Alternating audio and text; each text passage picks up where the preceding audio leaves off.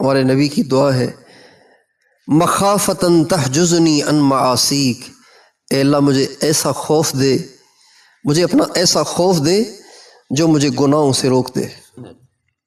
اللہم اقسم لنا من خشیتک ما تحول به بیننا و بین معاصیک، اے اللہ مجھے اپنا اتنا خوف دے دے کہ جو میرے اور گناہوں کے درمیان حائل ہو جائے، یعنی جس خوف کی وجہ سے میں گناہ نہ کر پاؤں۔ اس لیے اللہ پاک سے اللہ کا خوف مانگنا چاہیے، آخرت کی فکر مانگنی چاہیے، دنیا کے لحاظ سے اللہ پاک سے بے فکری کو مانگنا چاہیے۔ اللہ مجھے دنیا کی ٹینشن نہ دے، دنیا کی فکروں میں مجھے مبتلا نہ کر، مجھے آخرت کی فکر دے، جہنم سے خوف دے، اپنی ذات کا خوف دے، باقی سارے خوف میرے دل سے نکال دے۔ یہ خوف کیسے پیدا ہوتا ہے؟ اس خوف کو پیدا کرنے کے لیے ایک بنیادی چیز وہ ہے موت کا مراقبہ۔ سلسلہ عالیہ چشتیہ میں جو اسباق ہیں ان میں سے ایک سبق ہے مراقبہ موت۔ مراقبہ موت اللہ کا خوف پیدا کرنے کے لیے زبردست چیز ہے، گناہوں سے نکلنے کے لیے زبردست چیز ہے، زبردست چیز ہے، جس سے بالکل گناہ نہ چھوٹ رہے ہو نا، گناہوں کا رسیہ بن چکا ہو، گناہوں کا نشہ ہی بن چکا ہو، موت کا مراقبہ کرے گا گناہ چھوٹ جائیں گے، پکی بات ہے، ہو ہی نہیں سکتا کہ گناہ نہ چھوٹے۔ اب ہر ایک کی اپنی اپنی استعداد ہے، کسی کو زیادہ ٹائم لگے گا، کسی کو تھوڑا ٹائم لگے گا۔ مجھے ایک ساتھی نے کہا کہ یار مجھ سے گناہ نہیں چھوٹتے، میں بہت گناہوں میں مبتلا ہوں، کیا کروں؟ میں اس کو مولانا جمشید صاحب کے پاس لے گیا، وہ وقت میں چل رہے تھے، میں مولانا جمشید صاحب کی خدمت میں تھا، تو میں ان کو لے گیا مولانا کے پاس۔ تو مولانا نے فرمایا آپ موت کا مراقبہ شروع کریں۔ اس کو موت کا مراقبہ بتایا، پھر وہ تشکیل میں چلے گئے، تشکیل سے واپس آئے، میں نے پوچھا ہاں بھائی مولانا نے جو نسخہ بتایا اس کا کیا فائدہ ہوا، کچھ ہوا کہ نہیں ہوا؟ کہنے لگے اللہ کا شکر ہے چھوٹ گئے سارے گناہ۔ مولانا جمشید صاحب نے واقعہ سنایا، فرمانے لگے کہ مدرسے کے ایک طالب علم نے مجھے خط لکھا اور فرمایا کہ اس نے کہا کہ جی میں مدرسے میں طالب علم ہوں، پڑھتا ہوں، لیکن ہر وقت مجھے گناہوں کے ہی خیالات اور گناہوں کے ہی جذبات رہتے ہیں، نیکی کرنے کو دل نہیں کرتا، ہر وقت گناہوں کی طرف رغبت ہے، میں کیا کروں؟ مولانا جمشید صاحب نے فرمایا کہ میں نے اس کو خط کا جواب لکھا کہ آپ موت کا مراقبہ کریں۔ کچھ عرصے کے بعد اس نوجوان کا دوبارہ خط آیا کہ اللہ کا شکر ہے گناہوں کی رغبت ختم ہو گئی، نیکی کی رغبت پیدا ہو گئی۔ موت کا مراقبہ۔ تو اللہ کا خوف پیدا کرنے کے لیے جو سب سے مفید چیز ہے وہ ہے موت کا مراقبہ۔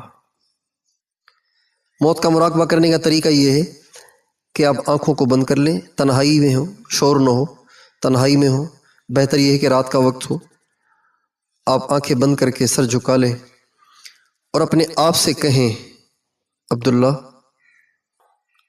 ایک وقت آنا ہے کہ تو نے مرنا ہے،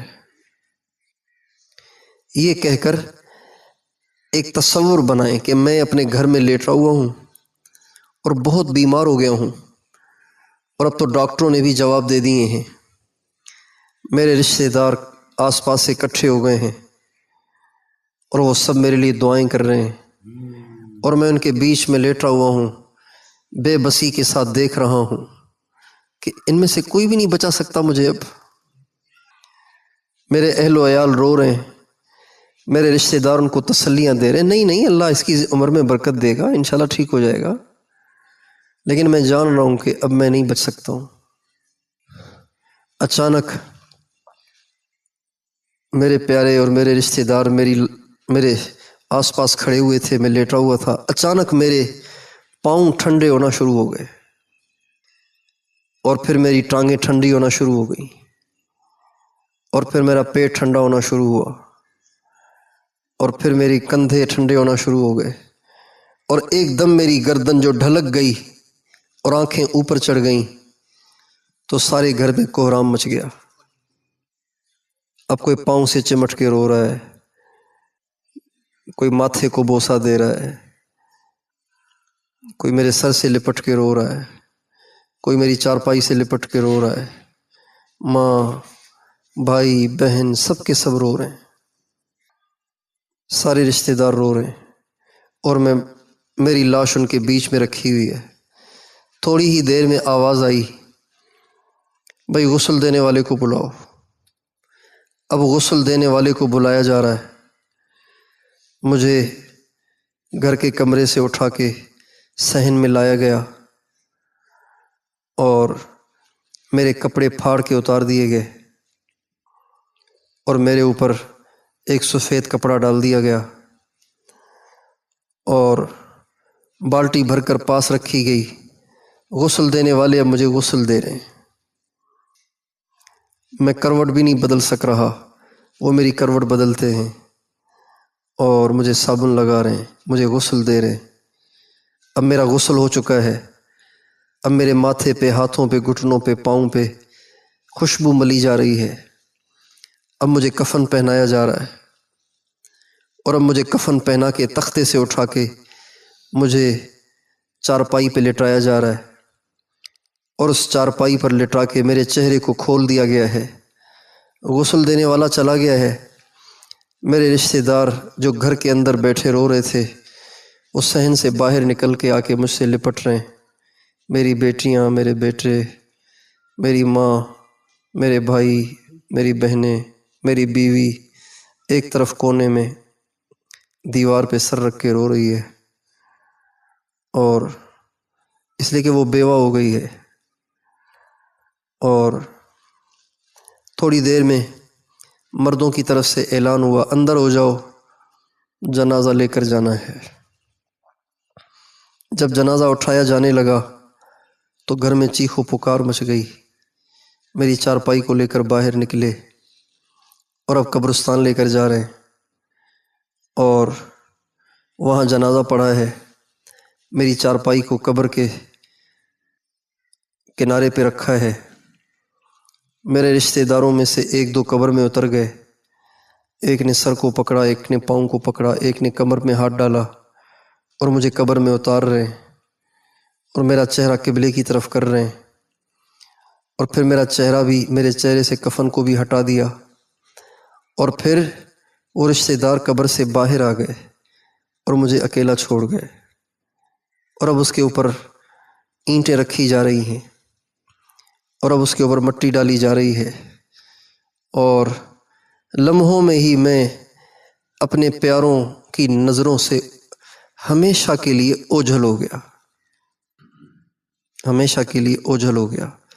مٹی ڈالنے والے ڈال رہے، میرے پیارے، میرے بچے مٹی ڈالتے ہوئے رو رہے، اور ابھی وہ مٹی ڈال ہی رہے تھے کہ میرے پاس دو ایسے فرشتے آ گئے جن کے بال پاؤں تک لمبے ہیں، اور ان کے دانت بیل کے سینگوں کی طرح موٹے اور باہر نکلے ہوئے اور مڑے ہوئے ہیں۔ ان کے منہ سے بجائے سانس کے آگ کے شعلے نکل رہے ہیں۔ ان کی آواز بادلوں کی گرج کی طرح سے ہے۔ وہ مجھے کہتے ہیں اٹھ کے بیٹھ جا، روب دار آواز سے مجھے کہتے ہیں اجلس، اٹھ کے بیٹھ جا۔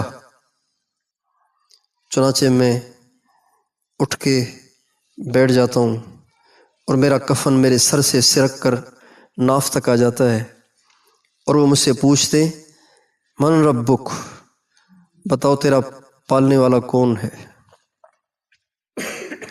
اب مجھے جواب وہ دینا ہے جو میرے دل میں ہے، زبان والا یہاں چلے گا نہیں۔ ما دینک، تیرا دین کیا ہے؟ اگر میں سوال کا جواب دے رہا ہوں تو وہ میری قبر کو اپنے ہاتھوں سے وسیع کر رہے ہیں۔ جواب نہیں دے رہا ہوں تو وہ مجھے ایک ایسا گرز مارتے ہیں کہ جس کی چنگاریاں قبر میں پھیل جاتی ہیں۔ پھر دوسرا سوال کرتے ہیں، پھر پیارے نبی صلی اللہ علیہ وسلم کی شبیہ دکھاتے ہیں، ماذا تقول فی ھذا الرجل، اس شخص کے بارے میں کیا کہتے ہو؟ تو اگر میں نے اپنے نبی کی زندگی گزاری ہے تو میں اس وقت پہچان کے کہوں گا یہ تو میرے آقا ہیں، اور اگر میں نے نبی کی سنت سے روگردانی کی ہوگی تو میں کہوں گا میں نہیں جانتا یہ کون ہے۔ چنانچہ اس آخری سوال کا جواب نہ دینے پر قبر اتنی تنگ ہو جاتی ہے کہ میری پسلیاں ایک دوسرے میں گھس رہی ہیں اور جہنم کی کھڑکی کھول دی گئی ہے، اور فرشتے کہہ رہے ہیں کم قسمت، کاش کہ تو دنیا میں کچھ کر کے آتا تو تجھے جنت ملتی، مگر تو نے کچھ نہیں کیا، لہٰذا یہ جہنم تیرا ٹھکانہ ہے۔ اس طرح وہ میری قبر کو جہنم کی بھٹی بنا کے باہر چلے جاتے ہیں۔ میں چیخ رہا ہوں، چلا رہا ہوں، اور یہ سب کچھ چند ہی فٹ کے فاصلے پہ اندر ہو رہا ہے۔ میرے رشتہ دار باہر کھڑے ہوئے، ان کو پتہ ہی نہیں مجھ پہ کیا بیت رہی ہے۔ اس کو کہتے ہیں موت کا مراقبہ۔ یہ ہمارے سلسلہ عالیہ چشتیہ کا اہم سبق ہے۔ اللہ کا خوف، جہنم کا خوف، آخرت کی فکر پیدا کرنے کے لیے مفید ترین چیز ہے یہ موت کا مراقبہ۔